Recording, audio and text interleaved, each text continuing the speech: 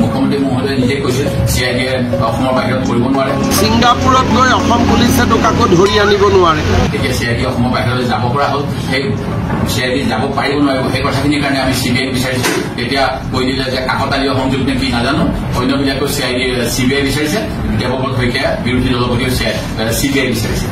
দেৱব্ৰত শইকীয়াই লিখিলে ৰাষ্ট্ৰপতিক যে এই তদন্ত চিবিআইক দিব লাগে। চিবিআই বিচৰাৰ মূল কাৰণটোৱে আছিলে যে টেকনিকেল কথা, যিটো ইণ্টাৰপলৰ অসমৰ ভাৰতৰ কাৰণে প্ৰতিনিধিত্ব কৰে চিবিআই, সেইটো কিন্তু মই চিবিআই সহযোগিতাটো বিচাৰিছিলো অসম আৰক্ষীৰ, যাতে চিবিআই সহযোগ কৰে। আৰু মুখ্যমন্ত্ৰীয়ে কলে যদি চিআইডি ফেইল কৰে চিবিআইক দিব।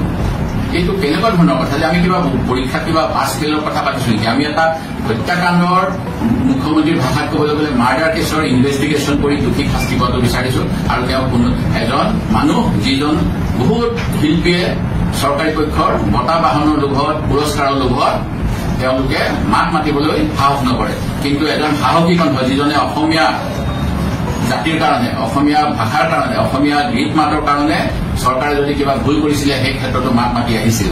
শেহতীয়াকৈ যেতিয়া ভাৰত চৰকাৰে অসমীয়া ভাষাক ধ্ৰুপদী ভাষা বুলি স্বীকৃতি দিলে বুলি ক'লে, সেইখিনি সময়ত তেওঁ ভাৰত চৰকাৰক গালি পাৰিবলৈ সাহস কৰিছিল যে ধ্ৰুপদী ভাষা কেনেকৈ হ'ব পাৰে, যি সময়ত পালি, সংস্কৃত আৰু প্ৰাকৃত এই তিনিটা ভাষাই প্ৰকৃততে, আৰু তাৰ পৰাই বিভিন্ন ভাষাসমূহ উৎপত্তি হৈছে। এই ভাৰত চৰকাৰৰ স্বীকৃতি, ভাৰত চৰকাৰে আমাক কি স্বীকৃতি দিব? আমি চব দি আছো, আমি তেল দি আছো, আমি চাহ দি আছো, গড় দি আছো, ৰাইন দি আছো, জুবিন গাৰ্গ দি আছো।